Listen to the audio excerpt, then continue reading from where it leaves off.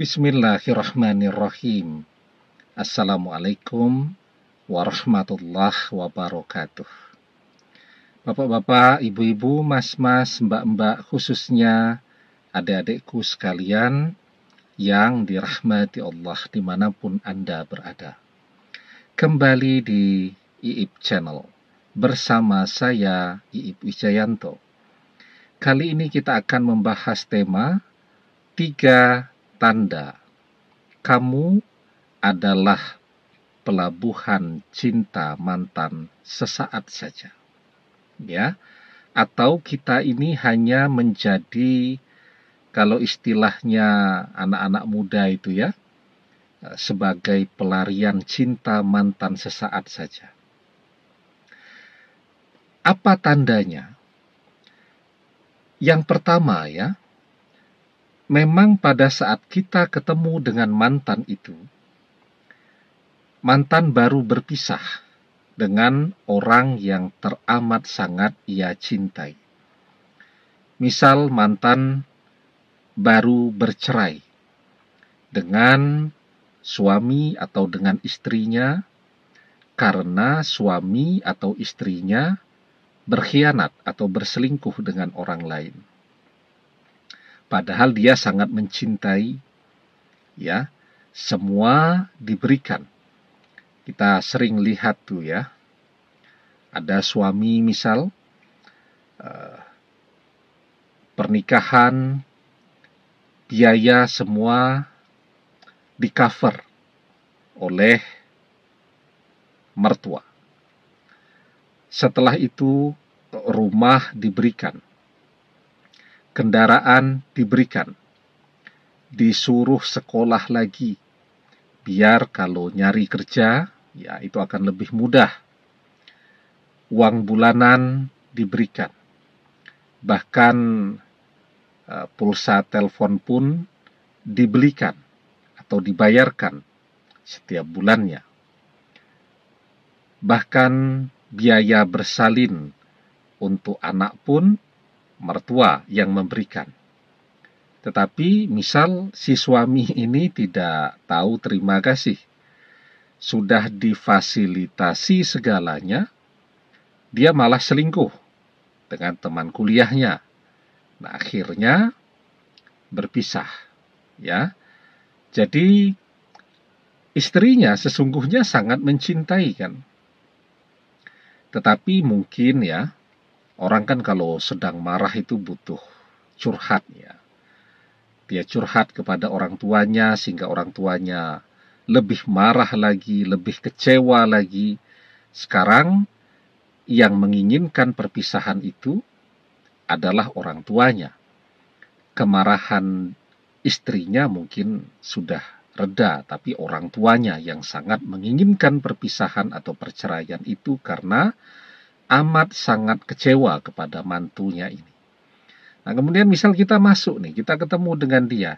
Kita tahu persis dia baru berpisah dari orang yang amat sangat ia cintai, ayah dari anak yang sangat dia sayangi, anak yang sangat dia cintai. Apalagi misal wajah si anak ini mirip sekali dengan bapaknya yang selalu membuat dia teringat kepada mantan suaminya. Yang kita lihat kemarahan itu ya bukan kepada suaminya. Kalau kepada suaminya mungkin sudah reda ya, kepada mantan suaminya, tetapi kepada selingkuhannya. Kalau cerita ya dia marah-marah sampai nangis-nangis. Nah, jadi kalau dia sudah ketemu kita, seharusnya kan kemarahannya kepada selingkuhan dari mantan suaminya juga sudah reda ya. Karena kalau suaminya ini menikah dengan selingkuhannya itu kan, mau tidak mau kan, mereka harus baik ya. Karena anak ini kan harus mengenal bapaknya. Jadi ada waktunya nanti di mana misal anak menginap di rumah bapaknya, di situ kan ada ibu tirinya ya. Jadi harus baik tuh. Dan dia juga kan sudah ketemu dengan kita. Nah, seharusnya yang dia pahami bahwa pengkhianatan suaminya itu adalah jalan ya untuk bisa ketemu dengan kita, tetapi dia masih marahnya luar biasa. Artinya apa? Dia masih mencintai mantan suaminya tadi. Nah, kita tahu persis tuh. Karena kita ketemu dengan mantan pada saat dia baru berpisah dari orang yang amat sangat ia cintai. Dia butuh seseorang untuk bersandar. Dia butuh pelarian cinta. Dia butuh seseorang ya untuk menggantikan ya keberadaan mantan suami yang amat sangat ia cintai ini.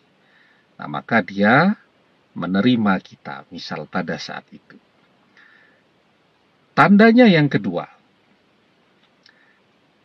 mantan ini setelah perpisahan itu terjadi sekarang dengan kita, dia sama sekali tidak pernah merespon ya setiap usaha kita untuk bisa kembali bersama dia. Ya, karena setelah hatinya pulih dari mantannya dulu ya, mungkin sekarang dia sudah ketemu seseorang yang betul-betul dia idam-idamkan ya. Cinta dia banget lah pokoknya. Seseorang yang dia impi-impikan. Maka dia tidak punya lagi ya kepentingan untuk ketemu kita, untuk bicara dengan kita. Beda dulu dengan mantannya, karena mantannya itu seseorang yang amat sangat dia cintai. Sementara kita kan tadi hanya pelabuhan cinta sesaatnya saja. Ya, pelarian cinta sesaatnya untuk memulihkan hatinya ya. Begitu dia sudah pulih, sudah bangkit, dia merasa tidak membutuhkan kita lagi. Nah, jadi itu yang terjadi. Kenapa setelah perpisahan itu berlangsung beberapa bulan, bahkan bertahun-tahun ya, mantan sama sekali tidak pernah merespon semua usaha kita untuk bisa ketemu ya. Sama sekali tidak pernah memberikan kesempatan kepada kita untuk bisa bicara kepada dia. Ya, jadi dan dia juga sama sekali kita tidak pernah melihat ada usaha dia ya untuk mengetahui bagaimana perkembangan kita, bagaimana kabar kita, atau usaha dia untuk misal mengintip media sosial kita ya. Bahkan kalau kita lihat itu misal di Instagram kita, dulu banyak teman-teman, sahabat-sahabatnya mantan itu yang juga follow akun Instagram kita. Sekarang, begitu kita lihat, loh ternyata mereka sudah unfollow semua. Ya, padahal kan sebenarnya dengan masih ada teman atau sahabat yang follow di Instagram kita, itu adalah cara yang paling mudah bagi dia ya, untuk terus mengikuti semua perkembangan yang terjadi dalam kehidupan kita. Tapi ternyata enggak. Ya, bahkan teman sahabatnya pun sudah unfollow. Ya, kalau di Facebook itu sudah unfriend dengan kita, ya sudah tidak berteman lagi dengan kita. Nah, jadi itu tandanya yang kedua. Sama sekali tidak ada usaha mantan untuk mengetahui apa yang terjadi dalam kehidupan kita, ya, dan dia sama sekali tidak peduli, tidak pernah merespon lagi semua usaha kita untuk kembali bersama dia lagi, karena memang dia pada saat itu hanya butuh teman, ya. Nah, bonusnya teman ini mencintai dia kan, sehingga bisalah dia manfaatkan untuk antar jemput dia ke sana kemari, neraktir dia ya, bantu bayar SPP kuliahnya dan seterusnya dan seterusnya. Nah, jadi itu ya. Jadi dia sama sekali memang tidak pernah mencintai kita. Kemudian tandanya yang ketiga ya. Ini yang paling penting nih, yang paling kelihatan.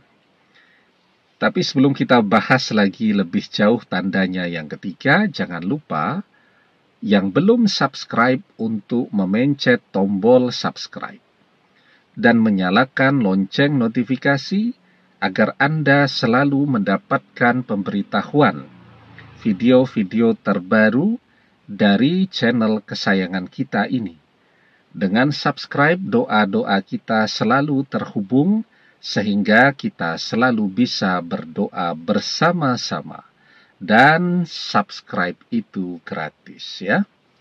Yang ketiga nih, yang paling penting, mantan tidak pernah berusaha dengan serius untuk mempertemukan, untuk mendekatkan kita dengan orang tuanya, dengan keluarganya, dengan adik-adiknya.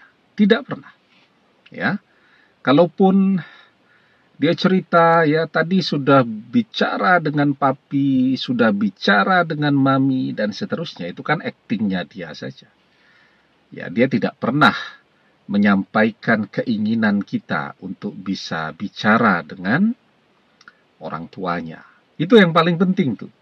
Kalau mantan itu betul-betul sungguh-sungguh dan serius dengan kita, betul-betul mencintai kita pada saat itu, ya maka yang akan dia lakukan, apapun hasilnya, dia akan ngajak kita untuk berjumpa dengan orang tuanya.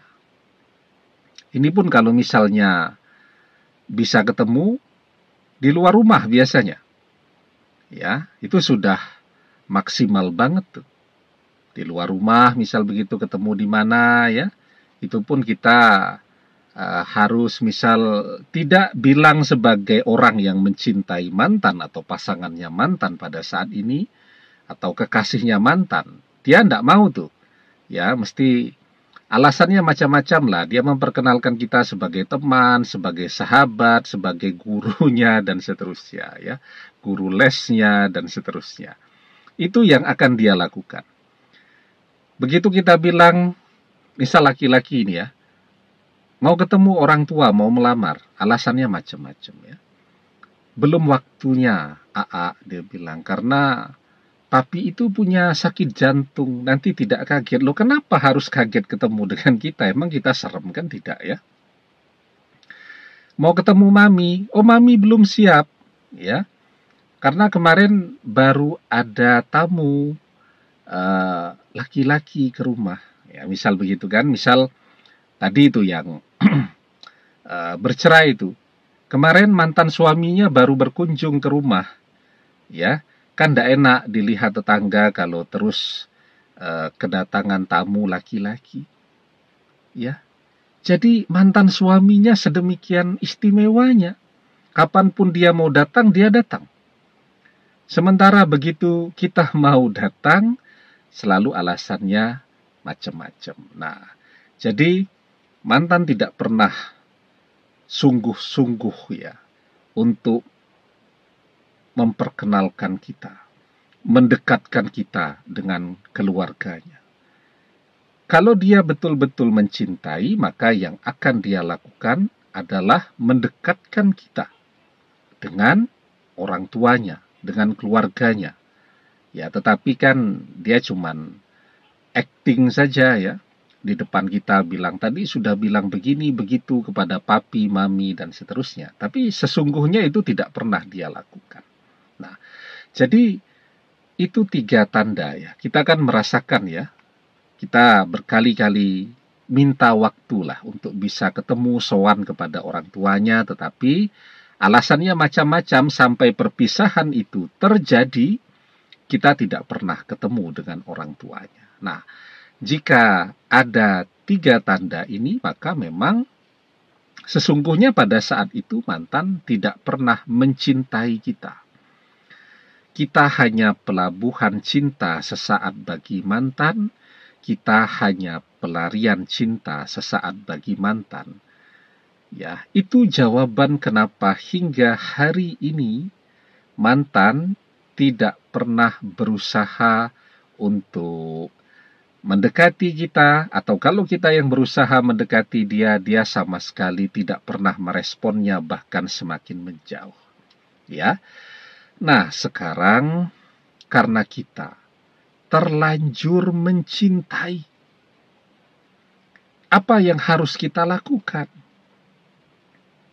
Agar mantan ini dari sama sekali tidak mencintai, sekarang jadi mencintai. Padahal kita sudah tidak bisa ketemu dia, tidak bisa telepon, tidak bisa chatting WhatsApp, semua akun media sosial kita diblokir, nomor telepon kita dia blokir juga. Ya, bahkan dia pindah rumah, kita tidak tahu rumahnya di mana pada saat ini. Apa yang bisa kita lakukan? Ya, maka sekarang kita perbanyak doa-doa kita. Kita panggil terus dia di dalam doa-doa kita.